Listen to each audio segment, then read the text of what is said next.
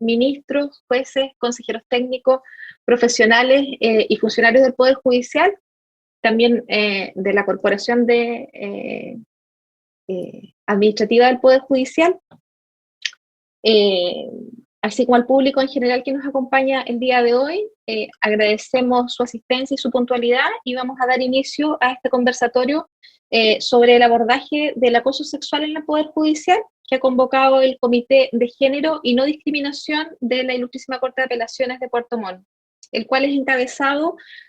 por la ministra encargada de Asuntos de Género de la jurisdicción y presidenta de la Ilustrísima Corte de Apelaciones de Puerto Montt, doña Ivonne Avendaño Gómez. En esta actividad vamos a escuchar las exposiciones de la profesora titular de la Facultad de Ciencias Jurídicas y Sociales de la Universidad Austral de Chile,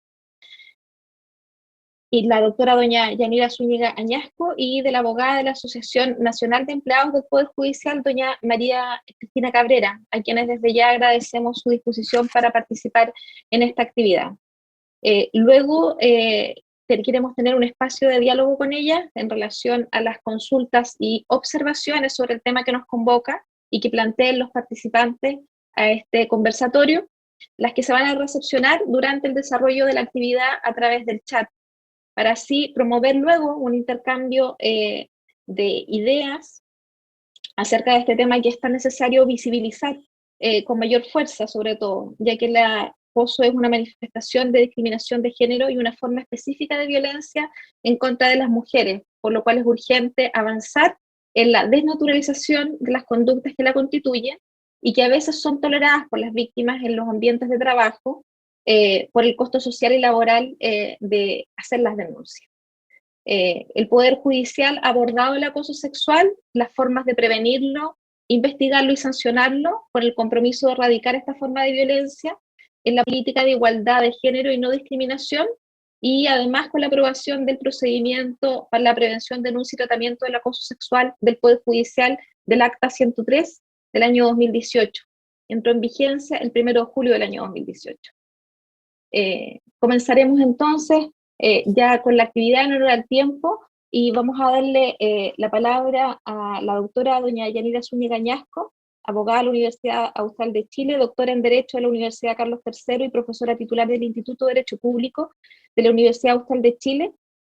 quien realizará la exposición Acoso Sexual como manifestación de desigualdad de género. Buenas tardes, profesora. Muchas gracias, magistrada. Muchas gracias también por la invitación, tanto a las y los organizadores como en general por el interés del Poder Judicial en abordar este tipo de temas. Yo voy a permitirme compartir una presentación, digamos, para que sea más interactivo. Y voy a tratar también de ajustarme al tiempo para favorecer las preguntas.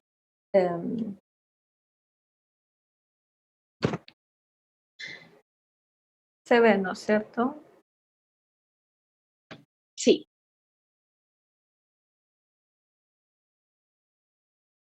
Bien, lo que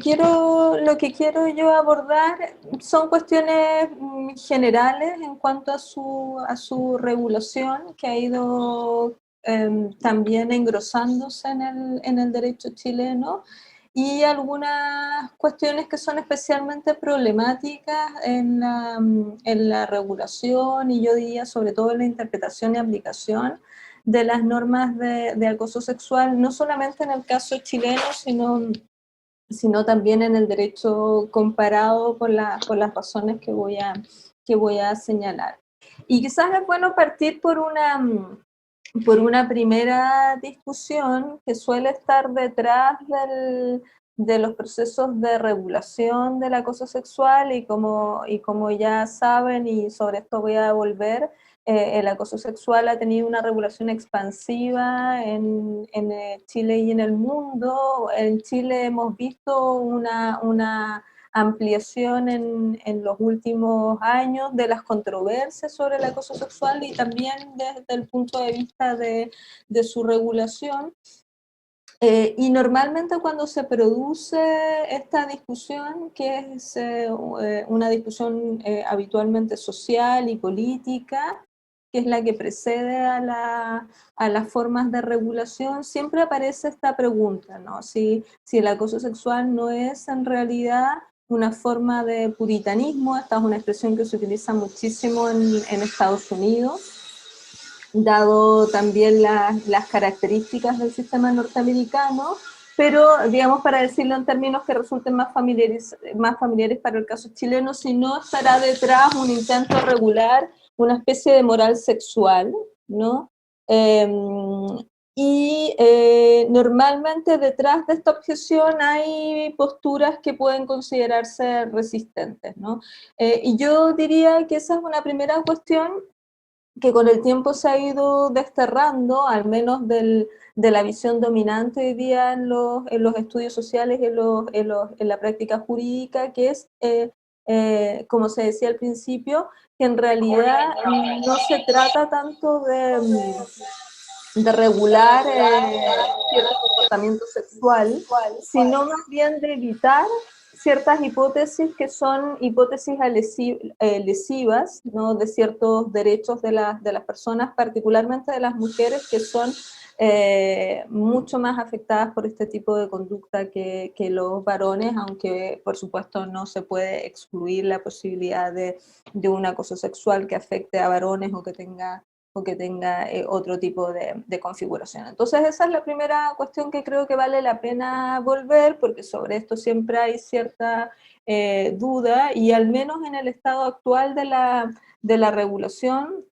que les voy a mostrar muy a la pasada, aunque seguramente ya conocen, uno pudiera descartar que esta sea la tesis dominante en la materia. Yo diría que el acoso sexual es una figura genérica, como tienen ahí, que uno la podría conceptualizar como una imposición, presión de una cierta conducta de significación sexual no consentida, que puede ser una tensión sexual no deseada, un contacto sexual no deseado. Vamos a ver que el espectro de las conductas es amplio, es variable, y también en algún sentido adquieren cierta especificidad dependiendo de los contextos en los que eso se produce, respecto de personas que por distintas razones no están en posición de rechazarlo. Y algunas de esas razones tienen que ver exclusivamente con las cuestiones de género, y otras de esas razones se superponen a las jerarquías de género, como pueden ser las jerarquías de orden laboral o organizacional. Lo que tienen en pantalla intenta mostrar algo que yo creo que es bastante obvio, que el acoso sexual se produce en distintos espacios y tiene por lo mismo también manifestaciones que pueden ser variadas. Sobre esto voy a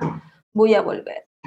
Desde el punto de vista de las tesis que han ido interpretativas, que han ido poblando el panorama jurídico desde que el acoso sexual se empieza a constituir como una regulación positiva, es decir, desde que penetra en nuestros ordenamientos jurídicos, que es algo que más o menos empieza a ocurrir en las discusiones en Estados Unidos en la década del 80, que están muy ligadas a movimientos también de carácter feminista, y luego yo diría que la expansión del acoso sexual, y lo hemos visto en el caso chileno a propósito de toda la regulación que se produjo después del llamado Mayo Feminista, ¿no? Este grupo de movilizaciones que desarrollaron en las universidades las estudiantes, si lo pensamos bien, produjo un desarrollo normativo en las universidades y también fuera de las universidades bien importante. Por lo tanto, siempre está esta dimensión de politización, y yo me atrevería a decir de movimiento social, que termina canalizando estos estatutos. Y esto es importante tenerlo en cuenta cuando uno se pregunta por qué se produce, cuál es la explicación del acoso sexual, y esta explicación tiene mucho que ver con la manera en que se le regula. la explicación que hoy día es la explicación más convencional, es decir, la dominante en la regulación de esta materia, es una explicación que tiene una raíz feminista, es decir, que proviene de esas movilizaciones sociales y que asume, sin entrar en el detalle que tienen en la lámina, asume básicamente que es posible trasladar algunos elementos de esta jerarquía o asimetría de género, de esta especie de roles de género que terminan determinando conductas y expectativas sobre las personas en función de si son hombres o mujeres, al espectro particularmente de las organizaciones laborales, que es el primer foco de atención del acoso sexual. El acoso sexual surge como una preocupación sobre todo respecto a ciertas conductas que se daban en el plano laboral, y estas conductas son empezadas a ver no como conductas normales, sino como conductas anómalas, y empieza a desarrollarse una teoría en el plano de los estudios de género que van mostrando que estas conductas tienen que ver con esos roles de género y que hay ciertos factores en las organizaciones que los favorecen, ¿no? Como una mayor concentración a veces de varones en ciertas áreas, lo que genera entonces también una mayor resistencia a la entrada de mujeres, que a veces se expresa con fórmulas sexualizadas de trabajo, ¿no? O a veces con discriminaciones. Por lo tanto, la frontera entre el acoso sexual y el acoso sexista no es tan nítida, ¿no? Como aparece también en la lámina. Normalmente todo acoso sexual tiene una dimensión sexista, aunque hay formas de acoso que sufren las mujeres que no necesariamente están caracterizados por conductas de connotación sexual, sino que pueden ser acosos más bien generados como simplemente como una hostilidad por el hecho de ser mujeres. Como sea, todo este grupo de estudios que se empieza a desarrollar desde la década del 80 en adelante ha sido muy influyente en la regulación de estos estatutos, no solo para decirnos que se trata de conductas que el derecho debiera prohibir, como lo hace hoy día la mayor parte del mundo, sino además para dar algunas pistas de cuáles son los factores que producen el acoso y que normalmente son tomados en cuenta por las políticas públicas o por las políticas incluso al interior de las empresas para tratar de prevenir la ocurrencia de estos hechos, ¿no? Entonces, por ejemplo, mucho de las capacitaciones o las sensibilizaciones, ¿no? Que obviamente no son parte del espectro punitivo, se han demostrado también muy importantes para cambiar las culturas organizacionales que favorecen la ocurrencia de estas conductas. Lo que quiero mostrarles es algo que probablemente ya conocen y no quiero detenerme en esta lámina, en la lectura de las disposiciones, sino simplemente mostrarles lo que afirmé al principio, que ha habido un desarrollo expansivo de esta regulación y ese desarrollo ha estado muy impulsado, como suele ser en general en las cuestiones de género, por los estándares internacionales y por las normas internacionales. Entonces, buena parte de las preocupaciones, de las primeras preocupaciones que van, como se decía también en la presentación por la magistrada, que van configurando el acoso como una forma de violencia y de discriminación, provienen precisamente de órganos o de instrumentos internacionales, ¿no? En el caso latinoamericano ha sido muy influyente la Convención de Belén do Pará, que ya saben que es de casi de la primera mitad de la década de los 90, que va a configurar un concepto de violencia amplio, muy conocido, dentro del cual se inscribe también el acoso sexual que se produce especialmente en el ámbito laboral, ¿no? Y entonces la Convención habla en su artículo 2 del hostigamiento sexual.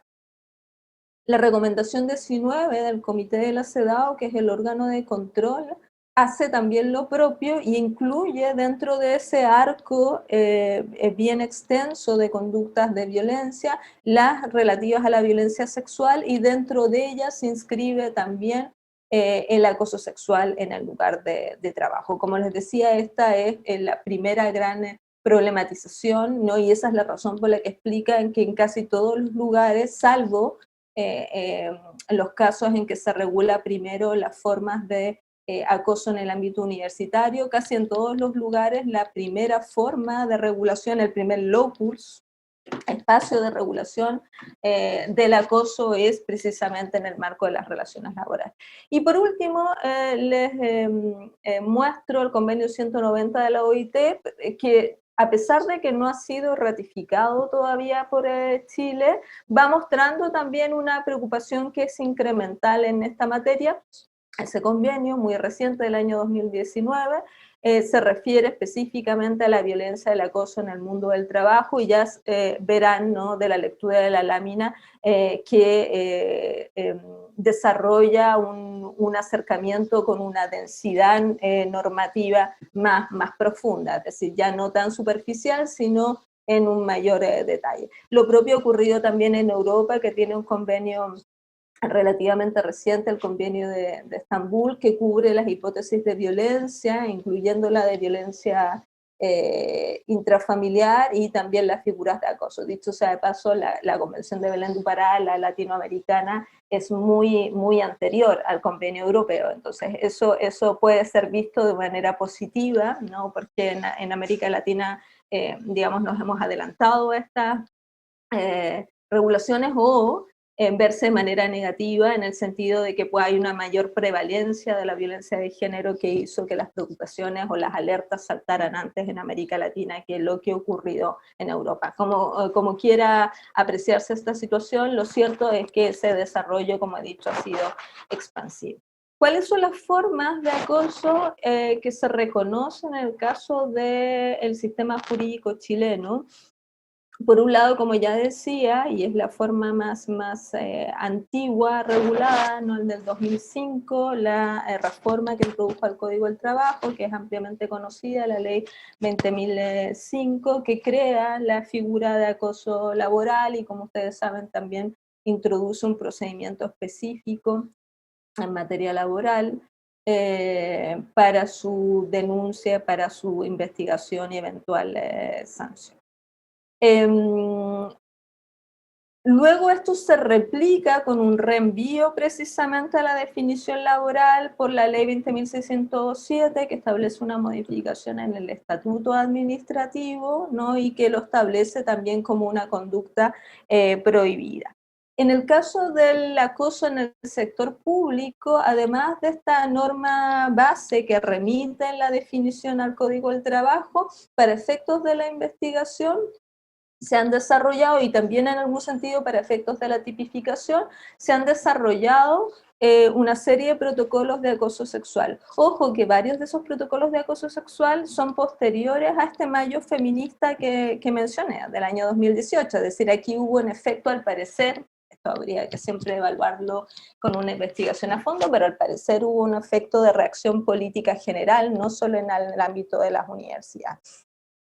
Como saben, la hipótesis del acoso callejero, o formalmente la ley habla del acoso que se produce en espacios públicos, fue creada y se introdujo ahí algunas modificaciones al Código Penal por la ley 21.153, que está hace muy poco tiempo en vigencia. En el acoso universitario, que es otro de los grandes espacios de producción de estos fenómenos, se han desarrollado muchos protocolos universitarios que no son necesariamente consistentes entre sí, y hoy día se está también tramitando un proyecto de ley, que ahí tienen los boletines refundidos, que está en último trámite constitucional en el Congreso, para la regulación del acoso sexual en el plano universitario, y hay también un proyecto de ley para su tipificación en materia penal, ¿no?, que introduce modificaciones a varios artículos del Código Penal, y hoy día está en discusión, por lo tanto no es tan claro si por un lado va a prosperar y por el otro lado tampoco exactamente cómo. En el caso del acoso en el ámbito universitario parece que efectivamente va a prosperar. Tienen la definición del Código del Trabajo, que seguramente la conoce. La definición del Código del Trabajo aparece muy centrada, si se fijan, en el llamado acoso chantaje, quid pro quo, porque se refiere explícitamente a requerimientos de carácter sexual, pero como ya saben, ese concepto se ha ido ampliando tanto doctrinal como jurisprudencialmente. El Acta 103, ¿no?, que seguramente la conocen bien, que es el que regula el procedimiento y también la tipificación para el caso del Poder Judicial, que es del año 2018, pero revisando para esta invitación me di cuenta que había tenido una modificación reciente. Eh, ya genera una ampliación de ese espectro de regulación, no se queda circunscrito al ámbito del acoso, chantaje sexual o requerimiento sexual, que es la forma intuitiva del acoso, sino que se abre a un espectro más amplio, que es la tendencia también en el derecho comparado, con esta serie de otros ejemplos que menciona, algunos de los cuales van más bien al espectro de acoso de carácter ambiental, ¿no?, que es la otra gran hipótesis, a pesar de que hubo un caso muy bullado el 2020, que seguramente conocen, en que la Corte, yo no sabía bien por qué, me remito simplemente a describirlo, la Corte Suprema lo terminó interpretando como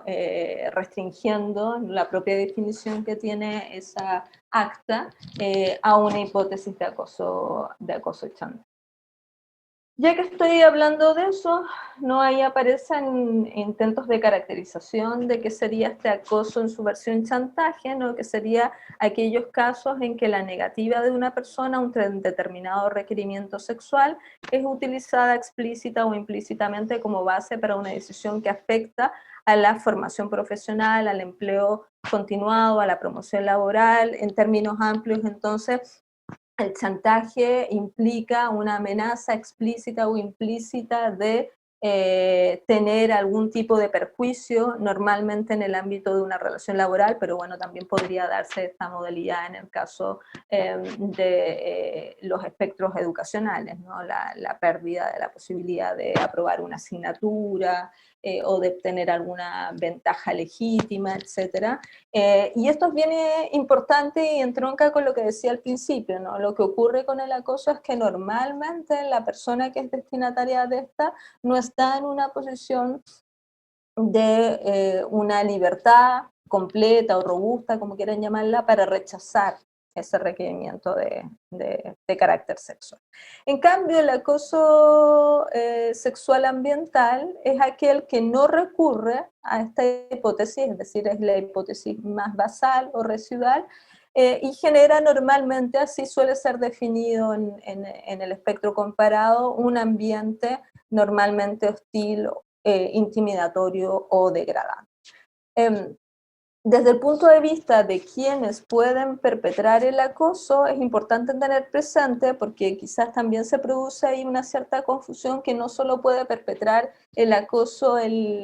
una persona que se encuentra en una posición jerárquica, no de autoridad,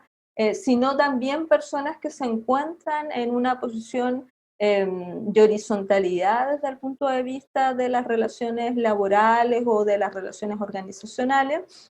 Esa es la referencia que tengo a los compañeros de trabajo, o incluso también podría producirse una hipótesis de acoso ascendente, que ha sido también reconocida por la doctrina y por la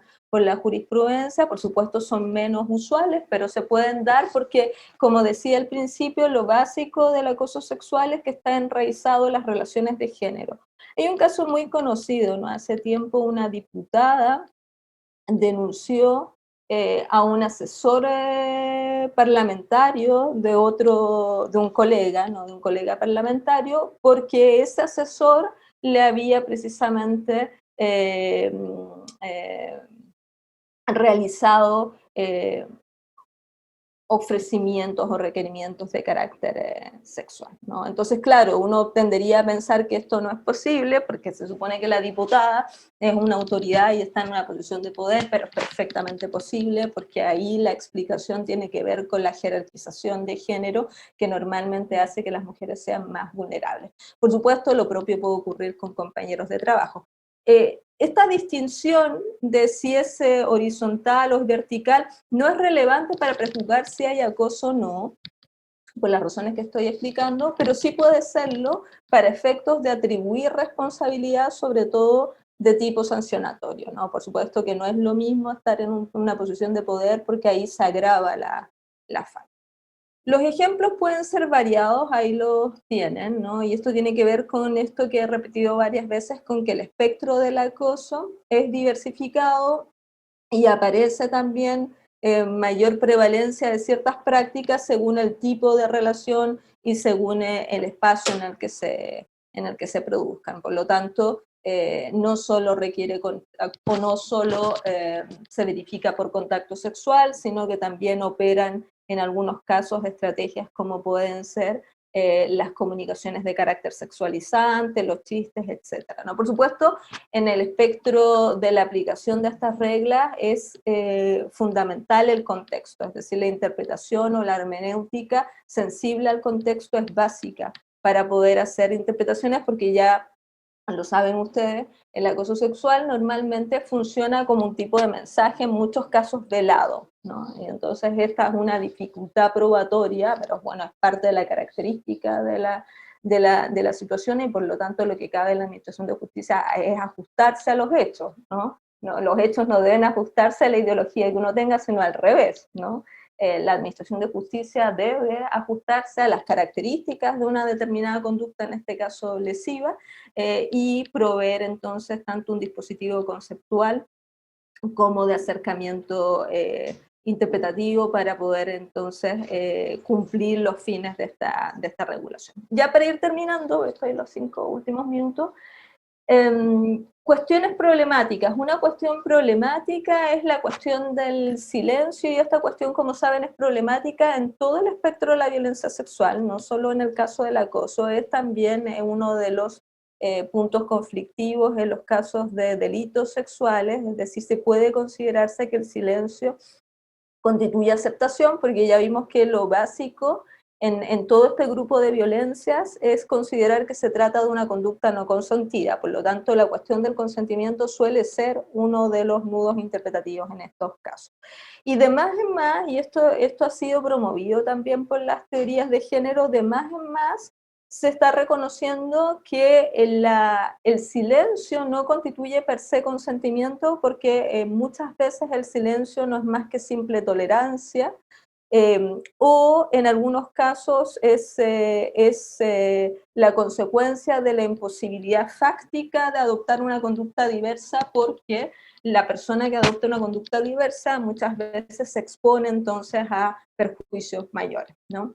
Y entonces esta es una de las dificultades del acoso, la interpretación del consentimiento en los términos que he mencionado. Dicho sea de paso, yo hace tiempo que vengo diciendo que me parece que para estos temas en materia de violencia sexual es importante empezar a trabajar en una teoría del consentimiento propia, es decir, no tratar de exportar las teorías de consentimiento contractuales u otro tipo de teorías de consentimiento, pero que obviamente no es un instrumental teórico apropiado para abordar este tipo de casos. Los derechos afectados, varios, pluriofensivos. Yo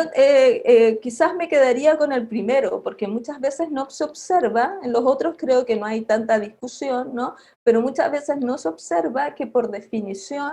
el acoso sexual es un atentado a la libertad y a la indemnidad sexual de las personas, y probablemente esto no se observa porque tenemos un déficit normativo en la protección de estos derechos sexuales, ¿no? De esta capacidad de autogobernarse sexualmente, y por lo tanto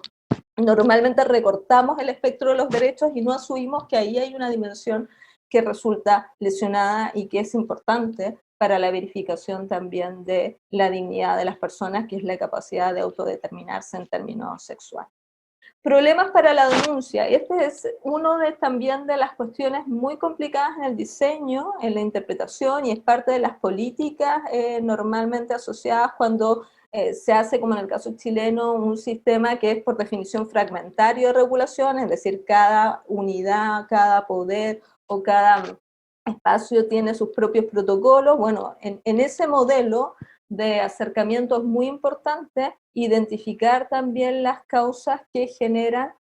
cifras bajas de denuncia, ¿no? Las cifras de denuncia yo las estuve revisando antes de de venir aquí, de preparar esto, son bajísimas, ¿no? Las que está reportando la Dirección del Trabajo y las que aparecen también reportadas en el plano público, y por lo tanto hay una alta cifra. ¿Cómo sabemos esto? No es lucubración. Las encuestas, por otro lado, que le preguntan a las mujeres sobre si han sufrido hipótesis de este tipo, arrojan cifras muy altas, ¿no? Entonces hay evidentemente un desfase entre la comunicación formal o denuncia y la ocurrencia de esto. Las razones están muy registradas ahí solamente para el listado, falta de credibilidad, las víctimas siguen teniendo falta de credibilidad, este es uno de los puntos importantes en la capacitación, ¿no? En el desarrollo de estatutos, se produce un desprestigio justamente porque se las culpabiliza. Esta es una de las razones por las que en el sistema internacional se ha ido reforzando los principios de prohibición de la revictimización, hay un desgaste psicológico, porque hay una internalización también de estos patrones de género por parte de las víctimas. Cuando el conflicto es privatizado, también se puede, digo, conflicto privatizado,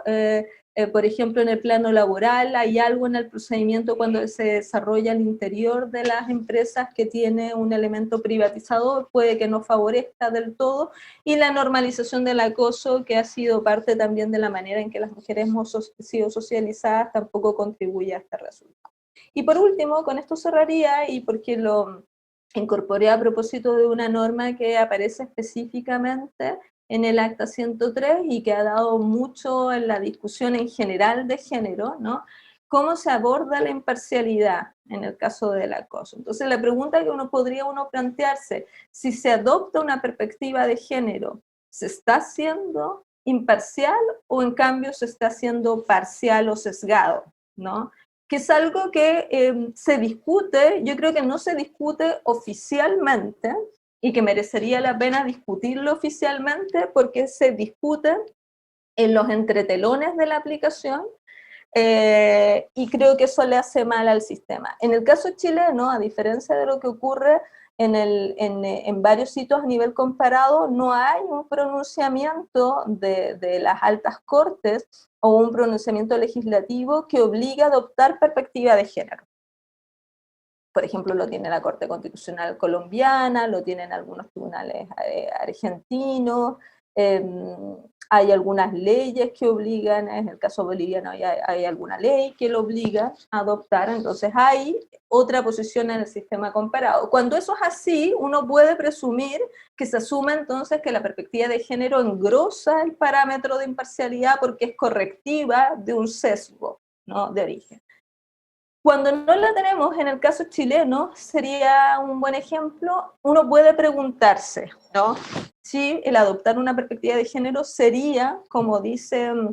esa norma, adoptar un sesgo. Yo diría que no, ¿no? Yo diría que la perspectiva de género es en realidad lo que busca es corregir sesgos que son androcéntricos o sesgos que son sexistas. Pero es importante, me parece, tener esa conversación, sobre todo para aplicar estos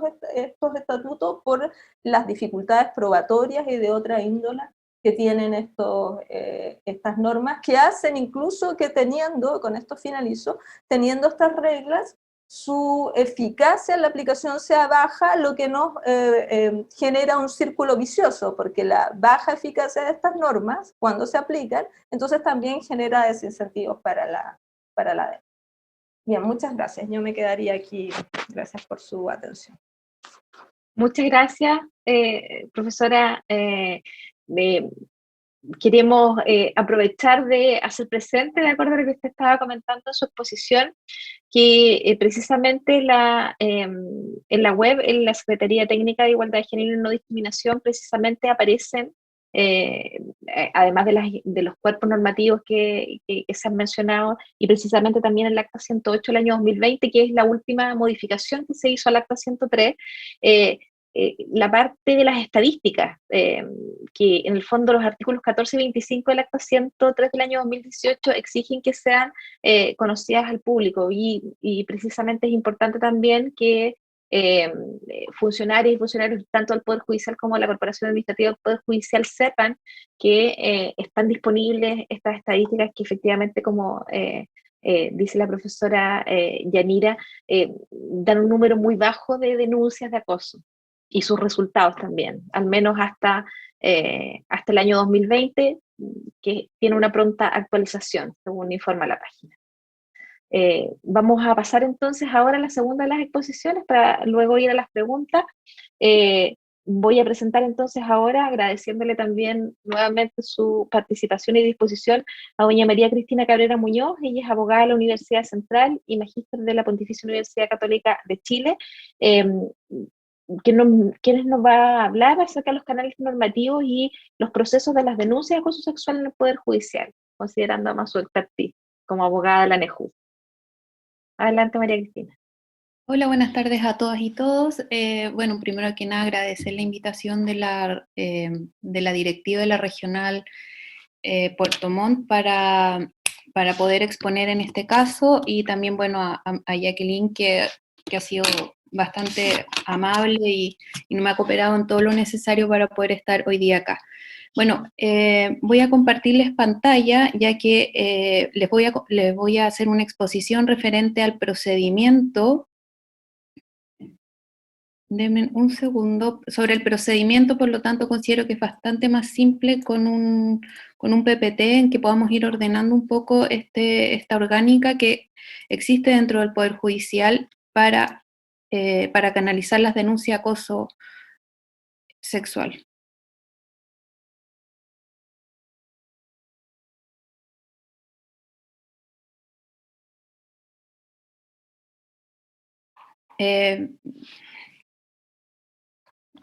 Denme un segundo. Bueno, como más o menos ya se indicó la profesora Yanira,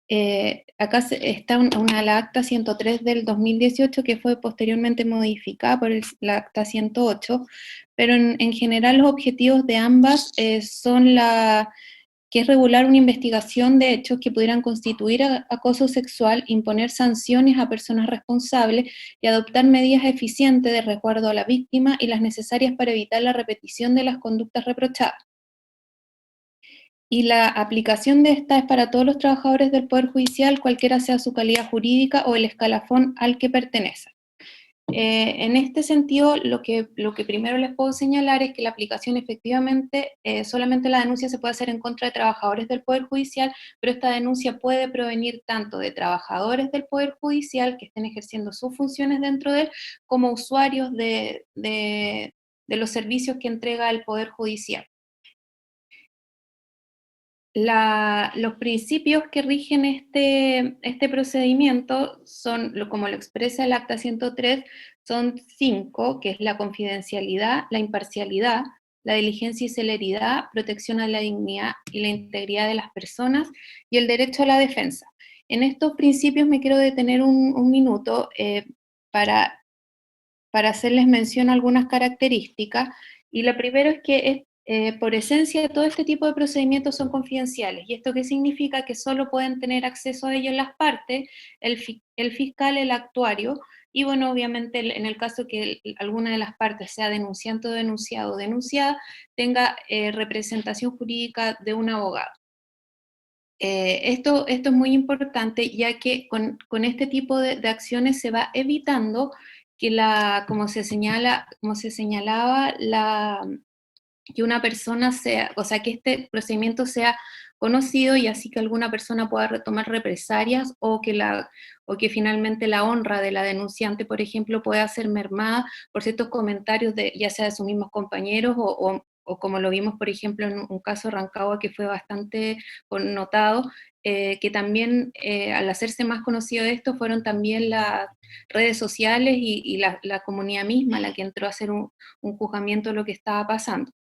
apoyando en general siempre a las denunciantes, lo cual a mí me hizo muy feliz porque estábamos siempre como asociación apoyándola. Bueno, la imparcialidad es que siempre, la imparcialidad, como ustedes saben, es un principio en general de la justicia. Siempre tiene que existir un tercero que no tenga alguna participación o alguna amistad o enemistad manifiesta con alguno de ya sea tanto el denunciante con el denunciado. Por lo tanto, este principio se entiende que va ligado no solo al denunciante, que muchas veces se entiende así, sino que también a los denunciados. La diligencia y celeridad tiene que ver con que siempre se estima que estos procesos deben ser, se les debe dar un tipo de prioridad, y además que se debe hacer el procedimiento completo con la eficiencia necesaria para evitar que las situaciones se vayan diluyendo, y también así evitar la revictimización de los denunciantes, en el entendido que no es lo mismo que un caso se resuelva en 6 meses que se resuelva a 2 años. Tenemos que pensar también en el desgaste psicológico que significa tanto para la denunciante o el denunciante como para el denunciado encontrarse envuelto en este tipo de procedimiento. La protección a la dignidad e integridad de las personas esto tiene que ver con, también lo señaló la profesora, esto tiene por objeto evitar cualquier maltrato o cualquier tipo de manifestación, quedando absolutamente prohibido, ya sea por sí mismo o por tercero, cualquier acto discriminatorio o intimidatorio o de amenaza de cualquier naturaleza, con el fin de incidir en el resultado de esta investigación.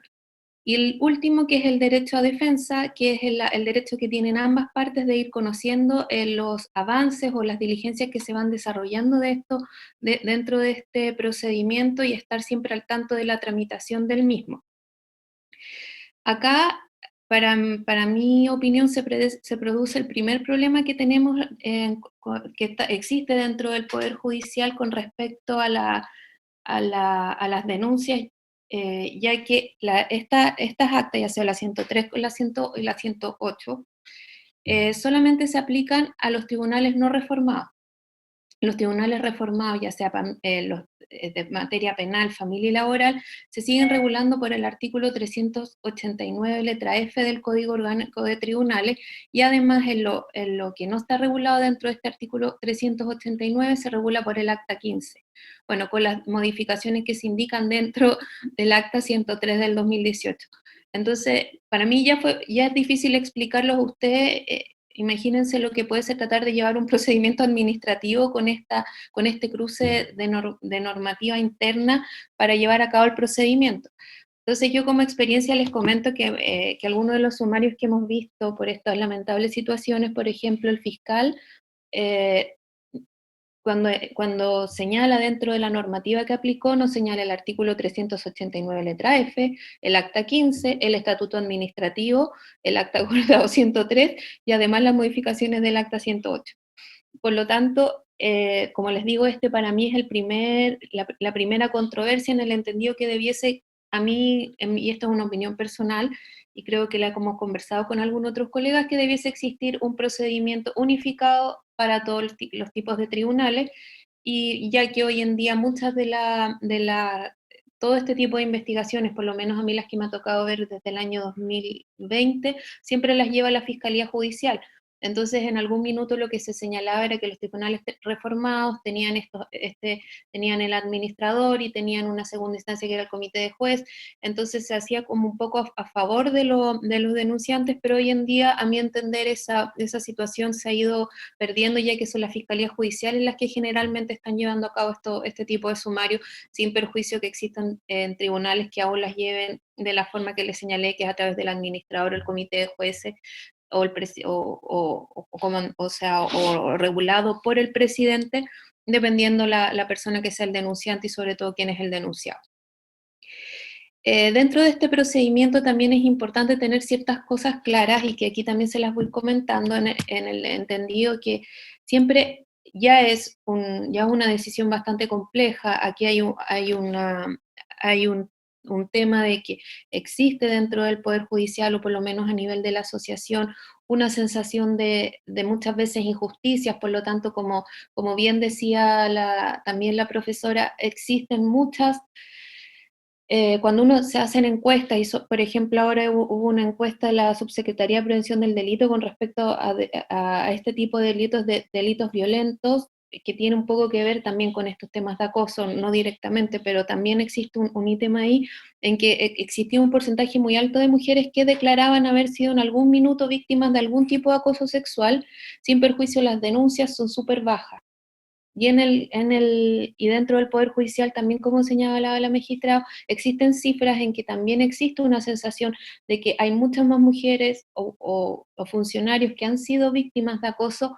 pero las denuncias son muy bajas. Entonces, por ejemplo, en el caso que ustedes conozcan, o en el caso que el día que ustedes tengan o sea, quieran hacer una denuncia, tener, por ejemplo, estas tips que uno de repente dice, pucha, qué innecesario, pero en mi experiencia ha pasado que muchas veces o piden que se subsanen o simplemente rechazan la denuncia. Entonces, siempre tienen que tener presente que debe ser por escrito, ustedes deben estar individualizadas, también individualizar al funcionario del Poder Judicial, por lo menos indicando la unidad y el cargo que desempeña. Como les señalé al principio, en el caso de los usuarios del Poder Judicial, es decir, personas que quizás no tengan acceso a tener conocimiento hasta puede ser del nombre de la persona, sí pueden hacer algún tipo de caracterización para que éste sea determinado, como por ejemplo la persona que me atendió en el mesón, o sabes que la persona que estaba vestido de amarillo ese día, era un hombre, era una mujer, y ahí también dentro de quien reciba esta denuncia va a estar la obligación de poder determinar qué funcionario es.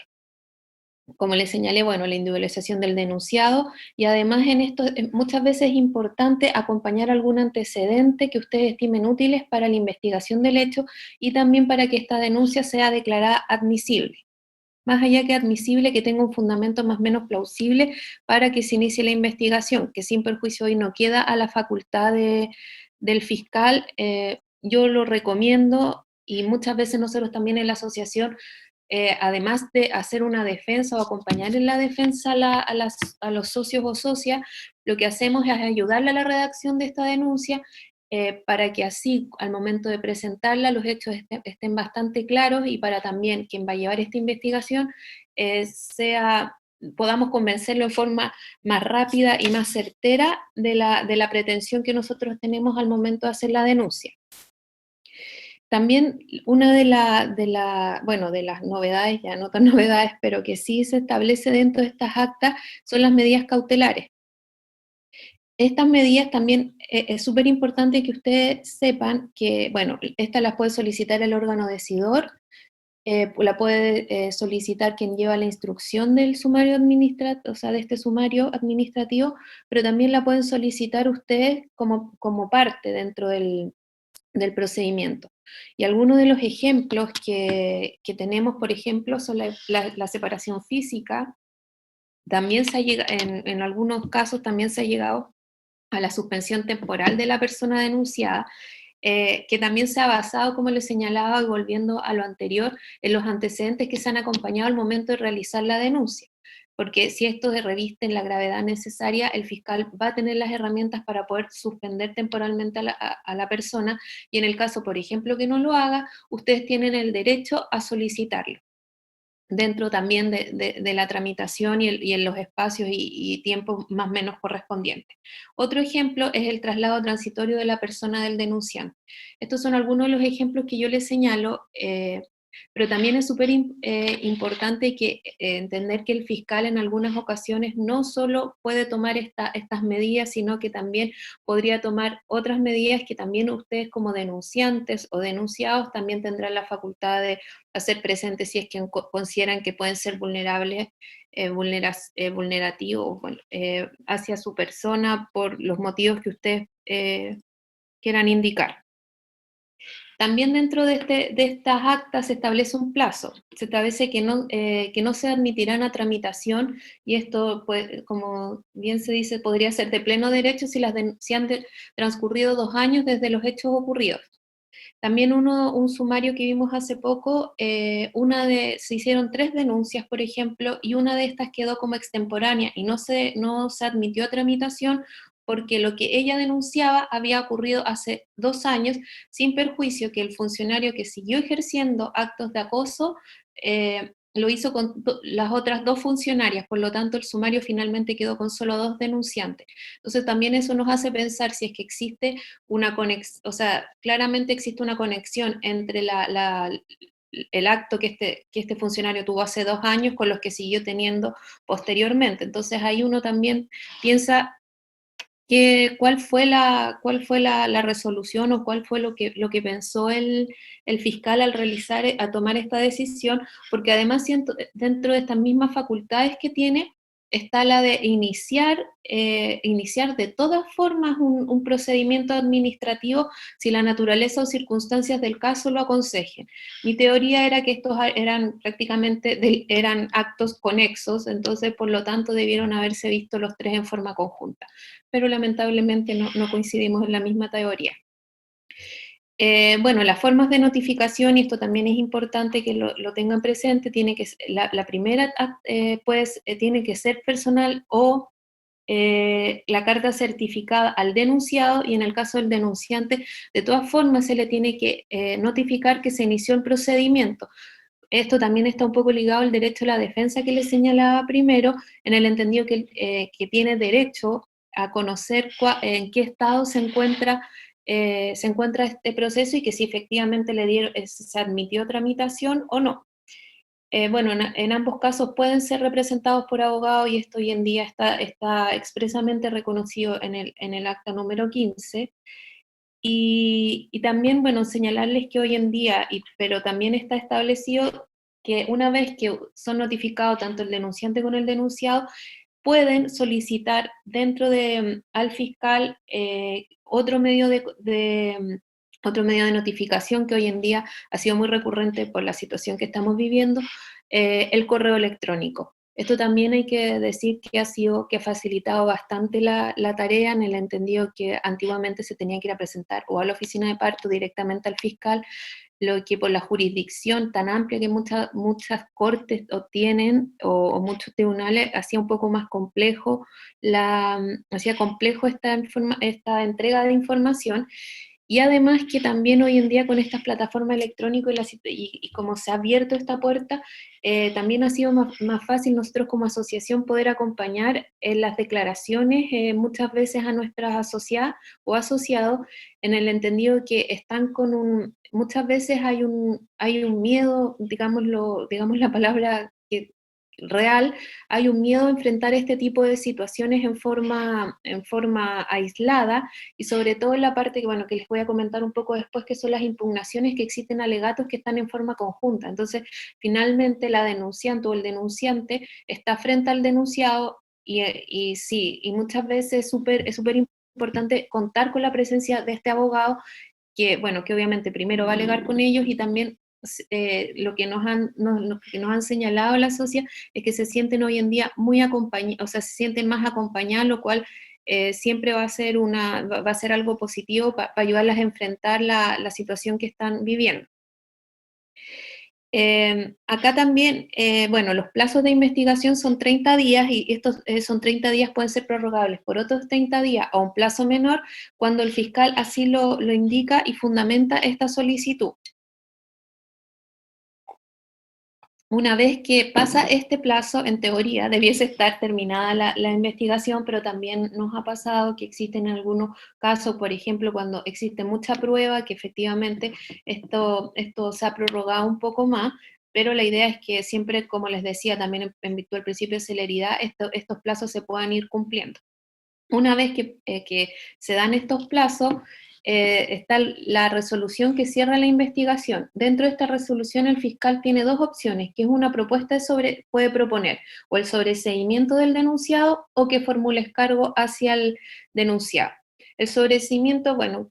significa que el fiscal no se formó la convicción necesaria de que aquí existían actos que constituían acoso, y en el caso que formule cargos, efectivamente el fiscal se forma la convicción que aquí existen actos que pueden revestir acoso sexual. ¿Por qué digo pueden? Porque todavía queda otra parte del procedimiento, y esto también puede ser desvirtuado por el denunciado. Bueno, esta resolución que les señalo también debe ser notificada tanto el denunciante debe ser notificado tanto el denunciante como el denunciado, y acá se da esta situación que yo les señalaba, que puede ser personalmente, puede ser por carta certificada, pero también existen estas formas especiales si él lo ha solicitado, que era, por ejemplo, el ejemplo que yo les ponía con respecto al correo electrónico. Para contestar estos cargos, en el caso que se le formulen, acá existe un plazo de 3 días que se pueden ampliar o se pueden prorrogar por 3 días más, y esto obviamente, esta prórroga de 3 días tiene que ser solicitada al fiscal, el cual lo tiene que autorizar, y además en conjunto con estos descargos, o sea, además de este escrito que se presenta tratando de desvirtuar la convicción del fiscal, tiene que presentar los medios de prueba. Por ejemplo, en el caso que vaya a presentar testigo, también tiene que incluir la lista de testigos, también recomendamos inmediatamente incluir las preguntas que la parte pretende que se le tomen a estos testigos. Y bueno, obviamente toda la documentación que ellos puedan tener, siempre individualizándola bien para que después no vaya a quedar fuera por mala individualización o porque nos equivocamos en una fecha. Como bueno, les decía que también está una de las formas también de impugnar esta resolución es que esta tiene que contar con ciertos requisitos. Estas se las voy a señalar como en términos un poco más rápido, que es la individualización de los investigados, es una relación circunstanciada de los hechos, o sea, quiere decir que más allá, esto es como la resolución de una sentencia definitiva más o menos para que ustedes se hagan la idea. Se señala el día o sea, el día de que se realizó la denuncia, cuáles fueron las pruebas que se aportaron, en virtud de qué pruebas se formulan estos cargos, que vendría a ser el tercer requisito. También lo que tienen que señalar, y acá siempre tenemos como algunos problemas, no problemas, pero sino aquí siempre existe una controversia o una postura de nosotros con la asociación, ya que muchas veces no se señala precisamente cuál es la norma que el fiscal presume que el denunciado ha infringido. Esto en realidad cuando uno es denunciante siempre es a favor de uno porque le va a costar claramente ejercer su defensa, pero esto aplicándolo quizás a otro tipo de procedimientos administrativos dentro del Poder Judicial, y no solo a los de acoso. En algunos casos nosotros también nos juega esta mala pasada que el momento de hacer la defensa del socio no tenemos la claridad de cuál es la norma que se está infringiendo, por lo tanto el derecho a defensa se hace un poco más difícil de ejercer. Bueno, también tiene que establecerse cuál es la prueba que sustenta el cargo y además los argumentos de la defensa y del acusado. Después de este informe, se notifica, como les decía, este informe. Jacqueline, si me pasé un poco en el tiempo, tú me vas diciendo por qué. ¿Vamos bien? Quedan un par de minutos. Ya. Es que a veces como que me emociona un poco. Entonces, ya, el denunciado y bueno, acá también existe una nueva modificación, o sea, existe como una modificación a lo anterior de las dictaciones de esta acta, en que es con la propuesta del fiscal de esta resolución que estábamos conversando, se pueden solicitar una exposición oral. Para solicitar esta exposición tienen un plazo de 3 días de notificado este informe final, y esto lo hacen ante el órgano resolutor. El órgano resolutor debe llamar a una audiencia que tiene que ser dentro de los 5 días hábiles desde que se notifique, y acá también se le da una facultad al presidente al presidente que esté conociendo este hecho, que es que pueda solicitar la celebración de un pleno extraordinario solo para conocer de este asunto, lo que podría, que volvemos al principio de celeridad, en el entendido que queremos darle una tramitación lo más expedita y rápida posible a este tipo de actos. Ya, pongámonos en el caso en que también en el órgano resolutor se formó la convicción de que existen actos de acoso sexual, acá el órgano impone una sanción. Esta sanción también es a través de una resolución que debe ser notificada. Acá, tanto el denunciante y el denunciado, que también también es una modificación, y también esto se mira con ojos muy positivos, también puede impugnar mediante recurso de apelación. ¿Cuándo puede impugnar? Por ejemplo, cuando le parece que la sanción es muy baja, que dice: yo considero que hay acoso sexual, pero ¿sabe qué? Le voy a aplicar una amonestación privada, o sea, claramente no coincide la sanción con el hecho por el cual se probó dentro de este procedimiento. En cuanto a la impugnación, acá tenemos que hacer una diferencia, ya que solo cuando se resuelve la Corte Suprema solo se puede presentar un recurso de reposición. Cuando resuelve cualquier otro órgano dentro del Poder Judicial se puede presentar un recurso de apelación. En ambos casos tienen un plazo de 5 días hábiles,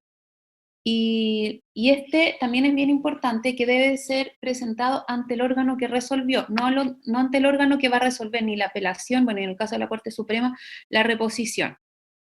Y acá también, en virtud del derecho a defensa, también se le da la posibilidad tanto a los denunciados como a los denunciantes de solicitar alegato, y en el caso que esto se conceda también pueden ser representados, por un abogado. Y otra cosa que hay que tener presente, sobre todo cuando los denunciados no están conformes con la sanción, es que en el caso que solo apele el denunciante, nunca se va a poder aplicar una medida más gravosa que la que ya se aplicó. Bueno, yo sé que me invitaron a hablar de lo interno, pero les quiero solo dar una pincelada sobre un procedimiento que ya no es solo interno dentro del Poder Judicial, que fue aprobado en el año 2020, a finales del 2020, por lo tanto todavía tiene como está un poco nueva la ley, que es sobre la tutela laboral. Anteriormente la tutela laboral es un procedimiento que se encuentra regulado dentro del Código del Trabajo, y su objetivo personal su objetivo principal era regular las relaciones de los trabajadores del sector privado, o sea, el trabajador con el empleado, pero siempre dentro de la esfera privada. Y hubo varios abogados que durante muchos años empezaron a presentar esta acción sin perjuicio que no había un reconocimiento expreso que pudiese ser aplicado a los funcionarios del Poder Judicial, pero sí se intentó esto, y que finalmente lo que pasa acá es que esto se empieza a reforzar con fallos de la Corte Suprema, porque en primera instancia a todos nos iba bastante mal con este tipo de cosas y se declaraban que no eran competentes para conocer, o que les faltaba legitimidad pasiva al Poder Judicial o a la Corporación Administrativa. Pero posterior a esto, con la ley 21.285, hoy en día expresamente se señala que la tutela laboral es aplicable a los funcionarios públicos, lo cual es un gran logro, y además una garantía que tienen hoy en día también los funcionarios del Poder Judicial.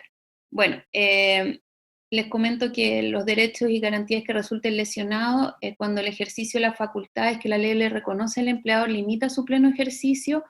y que además este tipo de acciones lo haga sin justificación suficiente o de una forma arbitraria o desproporcionada, esto te da derecho a presentar una tutela laboral.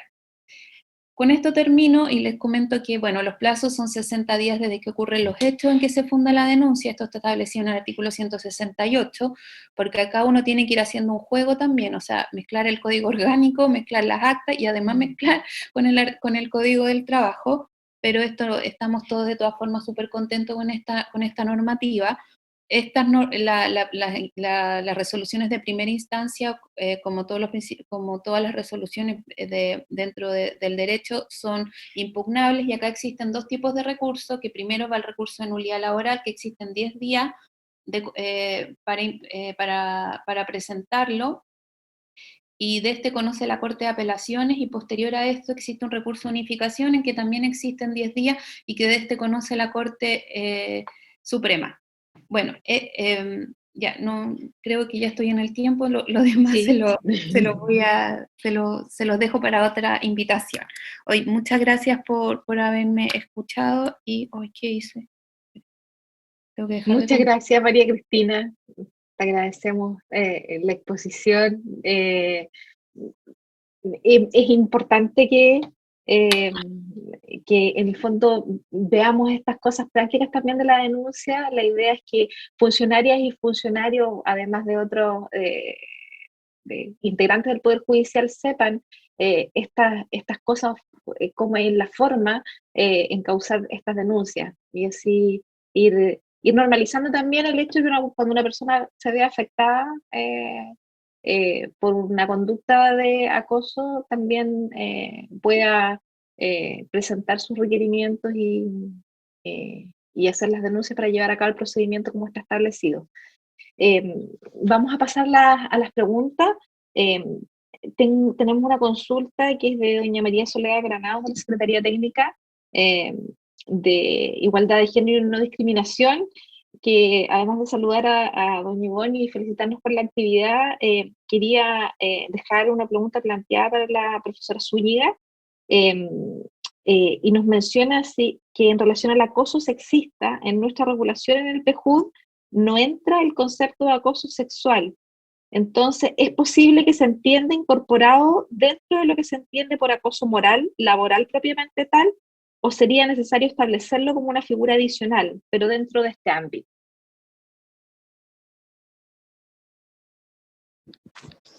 Yo creo que es posible reconstruirlo subsumiéndolo en figuras que ya están en el espectro de regulación aplicable al Poder Judicial. Creo que la opción que propone María Soledad es posible, porque en realidad el acoso sexista es una forma de hostilidad asociada a un móvil discriminatorio, ¿no? Y en ese sentido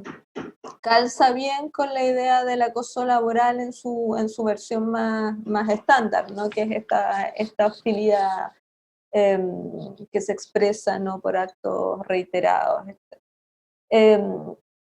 Y yo supongo que también, extremando la nota, uno podría, en algunos casos límites, por lo que mencionaba al principio,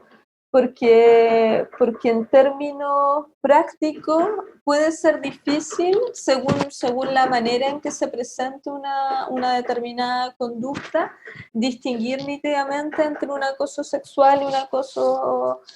sexista. Porque el acoso sexual, como decía, es un tipo de conducta que tiene una connotación sexual, pero a veces los actos con significación sexual son utilizados para crear ambientes degradantes. Es decir, uno tiende a pensar que la gran diferencia entre el acoso sexual y el sexista sería que el acoso sexual, el móvil de la gente sería satisfacer una especie de apetencia sexual, la libido masculina, por decirlo en términos más concretos, pero los estudios de género no muestran necesariamente que una cosa puede desacoplarse tan fácilmente de la otra. Entonces, por ejemplo, muchas veces los ambientes sexualizados se utilizan para generar fenómenos de evicción de las mujeres, es decir, son utilizados como una manera de discriminar más que de satisfacer algún tipo de libido sexual. Entonces, lo que estoy tratando de decir es que si eso es así, y dado que la versión del acta, tanto la 103 como la 108, aunque hay una modificación ahí en el lugar,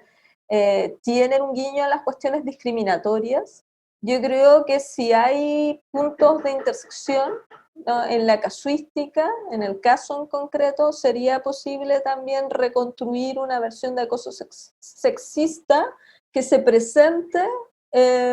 fácticamente como una cuestión sexual sin reducirlo a lo sexual. Pero es evidente que la formulación de una figura autónoma tiene ventajas prácticas, interpretativas, simbólicas,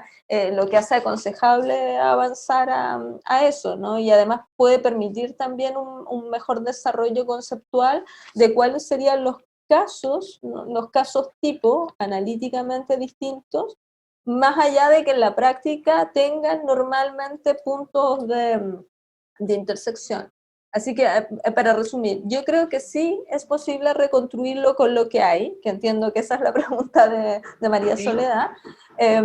Digamos, no sería un escollo irremontable el que no haya una definición expresa,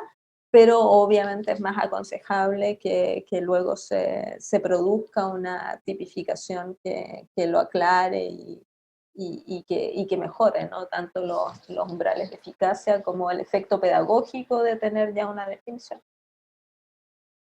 Muchas gracias. Quería aprovechar también de preguntarle a la profesora Yanira acerca de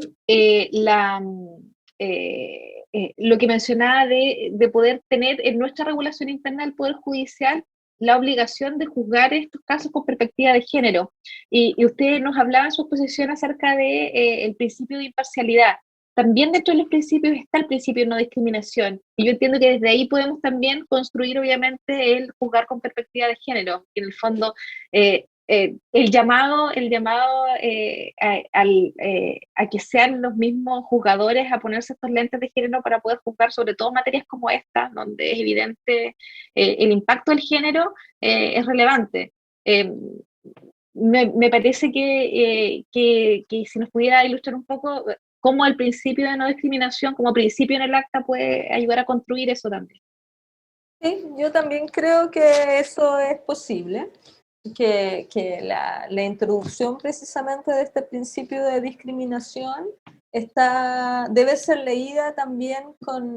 en concordancia con los principios generales inspiradores de la regulación, ¿no? Y el acta parte reconociendo que se trata de fenómenos de discriminación y de fenómenos de violencia. Es decir, hasta ahora uno diría que no, lo que estamos proponiendo, lo que está también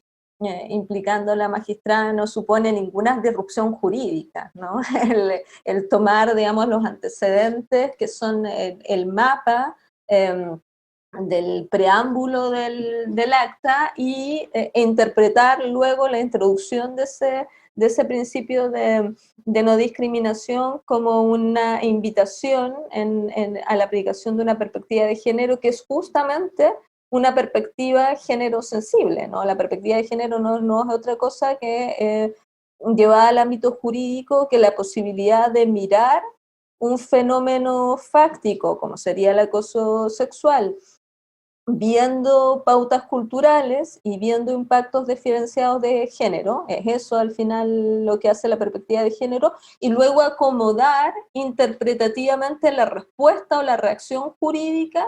a ese fenómeno con esas particularidades que ya hemos detectado. Y cuando acomodamos, entonces tenemos que admitir, porque además es un dato que está avalado por toda la investigación social en esta materia, que hay efectivamente estos fenómenos de subordinación, que las víctimas no denuncian inmediatamente, un poco lo que decía María Cristina, ¿no? Que se pueden tardar para aplicar también la credibilidad. Muchas veces cuando la víctima se tarda, eso es interpretado como falta de credibilidad de la denuncia, cuando todo lo que nos dice la investigación social en esta materia es que las víctimas se tardan en general en denunciar actos de violencia, y esto no significa que esos actos de violencia no hayan ocurrido, ¿no? O la perseveración en la denuncia, ¿no? Cuando no se persevera, también se suele pensar que esa falta de voluntad de proseguir el procedimiento sería indicativa entonces de que la denuncia no era cierta, y eso tiende a omitir todos los desincentivos sociales que hay en la denuncia. Entonces, la perspectiva de género, con estos dos casos, por supuesto podría hablar de muchos otros, lo que, para ponerlo en términos simples, lo que hace es abrir el espectro del derecho, que ha sido muy formal, ¿no? Y ha sido un derecho que no se ha construido tomando en cuenta la experiencia femenina, ¿no? Y en estos casos la experiencia femenina es muy importante porque son las principales víctimas. Entonces, esa omisión constituye un punto ciego. Lo que hace la perspectiva de género es llenar ese punto ciego, es iluminarla. Por eso yo decía hace un rato que en mi opinión la perspectiva de género no es un sesgo hacia lo femenino, es una manera de reconstruir la imparcialidad en términos realmente universales, porque lo que hemos acostumbrado a pensar como imparcialidad hasta ahora, en esto y en otros casos, es un sesgo que deja fuera a las mujeres, a lo que le pasa a las mujeres y a cómo viven estos hechos, ¿no? Entonces, para responder a tu pregunta, Lice, llanamente, sí, yo creo que, un poco al estilo de lo que hice en la pregunta anterior, yo creo que se puede reconstruir y que el sentido útil de la norma de prohibición de discriminación en un protocolo como este es hacer una invitación a aplicar perspectiva de género. Pero creo que sería mucho más claro que se dijera, ¿no? Que se avanzara en una declaración en este sentido. Muchas gracias. No hemos recibido más preguntas, pero quería hacerle la consulta a María Cristina si es que respecto de una norma que está suprimida en el mes de octubre del año 2020 del Acta 103, que es el artículo 23, que sancionaba a quien falsamente denunciara acoso sexual. Porque nosotros sabemos que dentro de las estadísticas que están planteadas en la Secretaría Técnica, que de los casos, de los 20 casos que se han planteado, han habido casos con sobreseimiento definitivo. Yo no sé si tú tendrás conocimiento acerca de si en alguno de los casos de sobreseimiento se discutió quizás esta posibilidad de la sanción a la víctima y por qué habrá surgido también. O sea, yo entiendo que era totalmente necesario sacar esta norma del artículo 23, pero si sabes un poco el trasfondo de por qué se deroga en definitiva esta sanción a quien denuncie falsamente.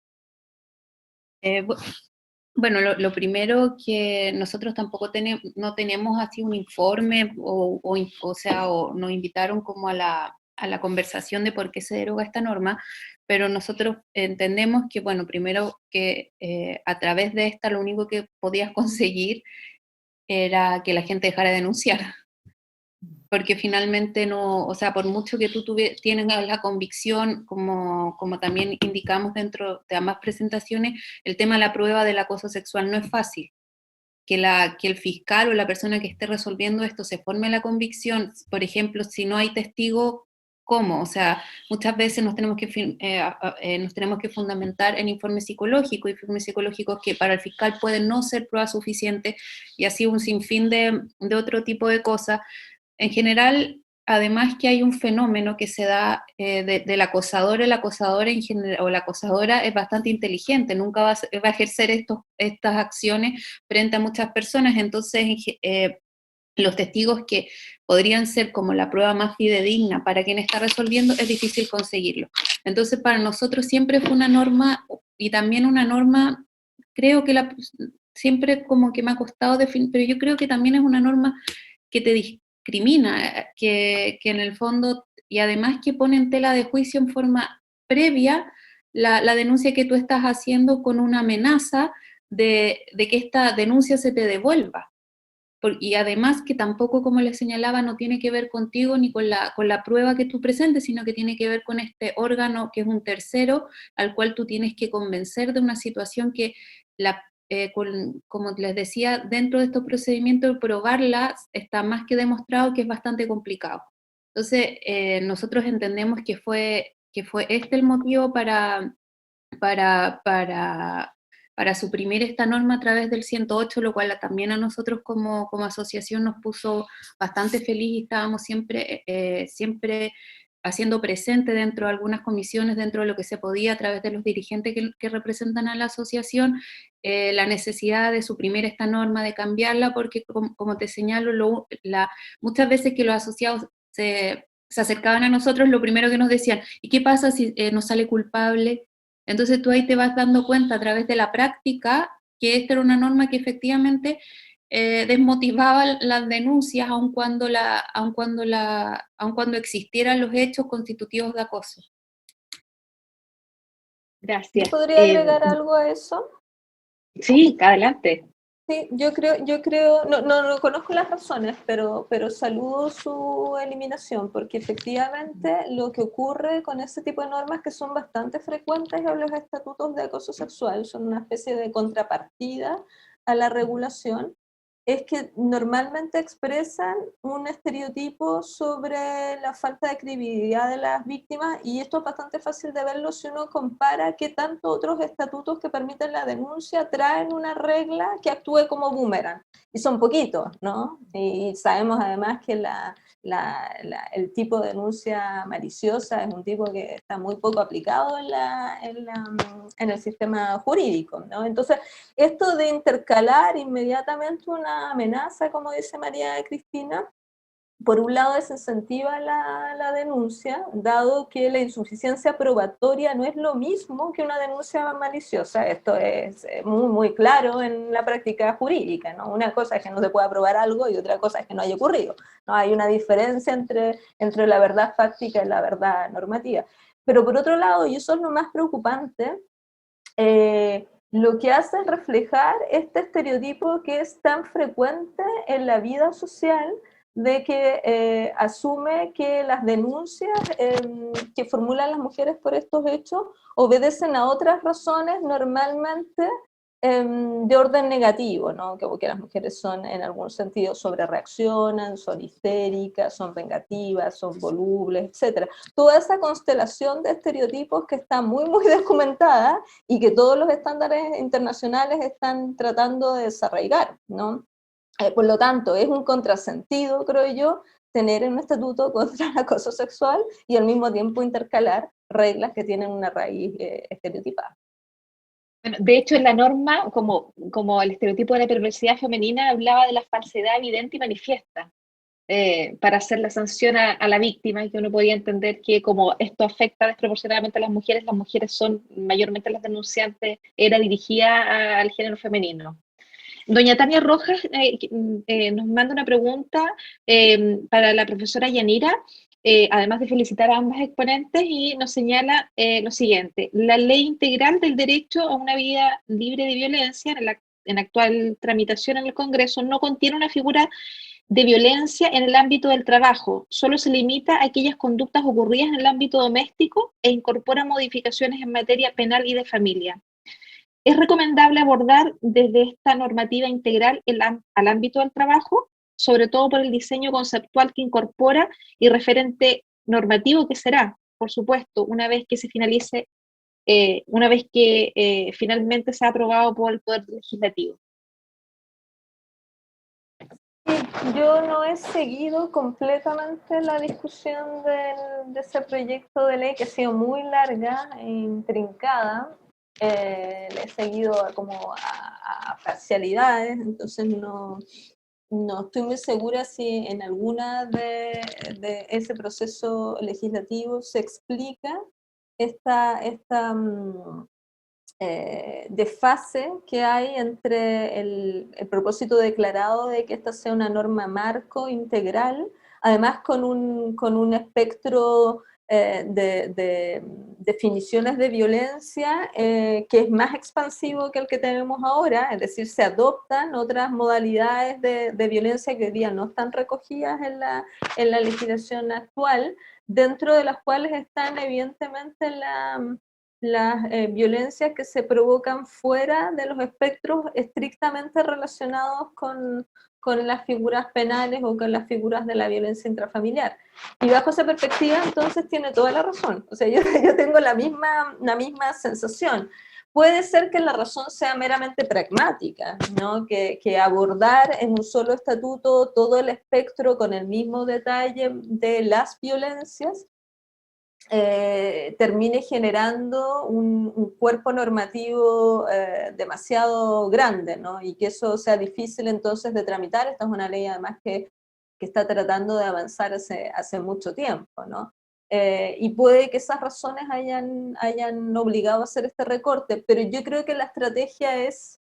en algún sentido negativa desde el punto de vista de la lógica de la ley, que era justamente abrirse a espectros que tenían una menor densidad regulativa en el derecho chileno, y yo creo que lo que hace es enfocarse en las áreas que están más reguladas, las profundiza, en algún sentido las hace más coherentes, sigue teniendo, en mi opinión, cierto énfasis hacia lo punitivo, hay menor desarrollo de estrategias preventivas, pero yo digamos, coincido con la observación de que ahí hay un desfase dentro del propósito declarado, y que la violencia en el espectro laboral está muy poco desarrollada, es una violencia en términos estadísticos muy importante, muy significativa, o sea, las mujeres las viven les afecta mucho en sus trayectorias profesionales. Hay también particularidades en contextos organizacionales de élite, como los que podrían ser en el Poder Judicial, o sea, formas de violencia específicas, más veladas, más difíciles de identificar, y quizás el escueto estatuto que tenemos en el derecho laboral para abordar esas violencias, yo creo, es insuficiente para los desafíos que hoy día existen. Vamos, en atención al tiempo, vamos a pedirle a María Cristina si nos contesta la última pregunta que dirige Ignacio Montero, que estaba relacionada con lo que estábamos conversando antes, la hipótesis de la ausencia de prueba. Señala, es distinto a que una denuncia no logre acreditarse, hipótesis de la ausencia de prueba, a que se pruebe malicia o dolo. Este último caso es difícil para el resolutor acreditar, no obstante, no representa una garantía para una de las partes, el acusado, el saber que si se prueba mala fe del denunciante hay una sanción. Sí. Y eso era un poco cuando yo les decía que me ha costado como definir esa norma que por suerte ya se encuentra suprimida, en el entendido que sí considero que era discriminatoria. Había un trato desigual tanto al denunciante como al denunciado. O sea, si el denunciado por falta de prueba no se le aplicaba una sanción, como decía Yanira, hay un efecto boomerang, y quien finalmente sí puede salir denunciada es él o la denunciante. Además que también coincido en que es distinto cuando no se puede probar dentro del ámbito normativo un tema de acoso sexual a cuando realmente no existió. Entonces, toda esta, o sea, más o menos haciendo un resumen de lo que ya habíamos señalado, sí considero que es súper discriminatorio, y efectivamente es una garantía para el acusado saber que en el caso de que no se pueda probar, él puede hacer una denuncia tratando de probar dolo o malicia. Y además, no solo dentro del procedimiento considero que es un derecho o una garantía para el acusado, sino que para cualquier persona que ejerza acoso, porque también va a estar en conocimiento de que existe esta norma, y obviamente va a desmotivar a la denunciante o a la víctima de este acoso a denunciar. Por lo tanto, él está en un campo de más libertad de ejercer estos actos vulneratorios. Muchas gracias. Bueno, queríamos nuevamente agradecerles a todos por habernos acompañado esta tarde en este conversatorio que ha organizado el Comité de Género y No Discriminación de la Undécima Corte de Apelaciones de Puerto Montt, especialmente a doña Yanira Zúñiga Añasco y a doña María Cristina Cabrera por sus exposiciones y por transmitirnos sus conocimientos y sus experiencias respecto a este tema tan relevante. Así que nada más que agradecerles y despedirnos hasta una próxima oportunidad. Hasta luego, muchas gracias. Gracias, chao. Muchas gracias. Chao, chao. Chao. Gracias.